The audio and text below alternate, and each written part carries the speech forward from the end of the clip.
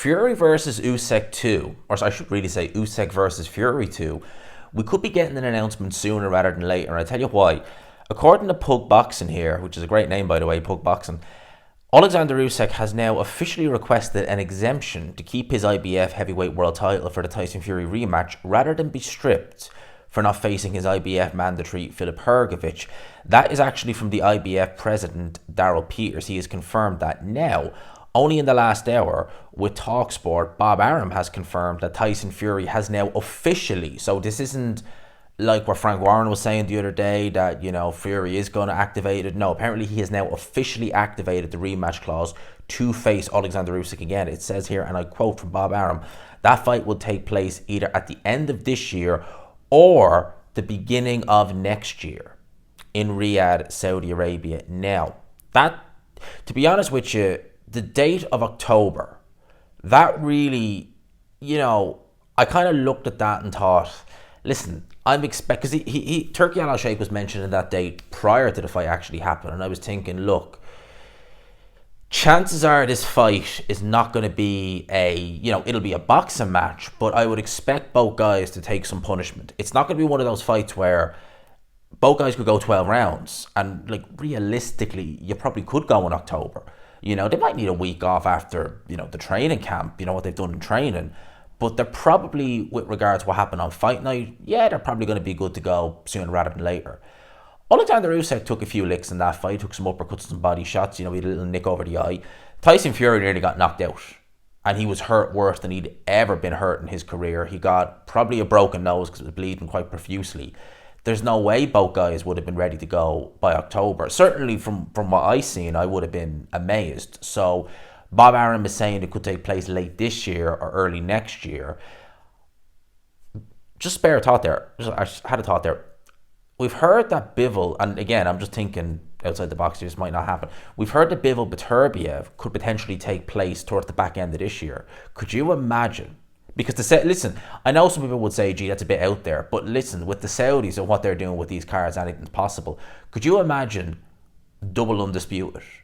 As in, you have Beterbiev Bivol on the undercard of Fury Usyk 2. We can dream. But if you would look, without the Saudis being involved, you'd say you're stark raving mad for even thinking a card like that could happen. But seriously, we were going to have Bivol versus Beterbiev top the Matchroom versus Queensberry show, with Wilder versus Zhang on the undercard, as well as Dubois versus Hrgovic. So it's not, and you had Wilder and Joshua sharing the same card last year, so it's not outside the realms of possibility. But he's talking about late this year, early next year. That wouldn't surprise me, to be honest with you. Again, I'd be very surprised if it's October, just given the fact that both guys will need some time off. Both guys are aging fighters, lest we forget. It's not like you could say that, they're fresh, they're in their mid-20s. Yeah, they took a few licks in their fight, but they should be good to go in a couple of months. They can recover a bit quicker. No, both guys are aging. If it happens early next year, let's say it happens February, Oleksandr Usyk by then will be 38, Tyson Fury will be 37, so they're not getting any younger, they want to get a move on. So yeah, it looks like we are going to get Fury versus Usyk 2, or Usyk Fury 2 as I should say, because he was the winner. Will it be for Undisputed? That is the question. Oleksandr Usyk is a very proud man.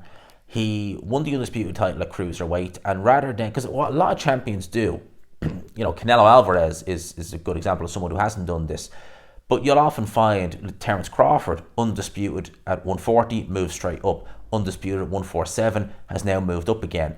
The likes of Inoue are sticking around. Now, obviously, he was undisputed at bantamweight, went to super bantam. He's already had a fight. He's going to have another fight at super bantam before going up, I would imagine.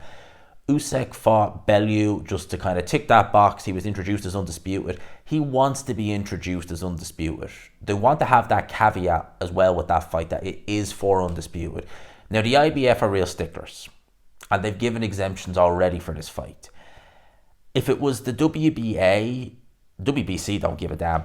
If it was the WBO, I'd say you might be okay. Because WBO and the IBF are more, they have a little bit more, well, they have actually quite a good bit more integrity than the other two, because the other two are just a joke. They really are. Both sanctioning bodies, the WBO and the IBF, are not perfect, certainly not. The WBO would probably be a bit more lenient out of the two. I can't imagine the IBF giving that exemption. I really can't. Now, if I'm wrong, fair enough. What they might do is they might say, right, you can have the exemption, but immediately after that fight, in that ring, I think the WBO did that with Charlo, if I'm not mistaken, against Canelo, where he was introduced as undisputed champion when he fought Canelo, but immediately after that fight, that belt's gone. They might do something like that. And what they might do is, I wouldn't be shocked if they let Usyk keep it. What they probably do, they probably stick an interim title on the line for Dubois versus Hrgovic, or maybe if whoever wins that fight fights Anthony Joshua, they might stick an interim title on the line, and they'll sell it as for then a version of a title, an interim title.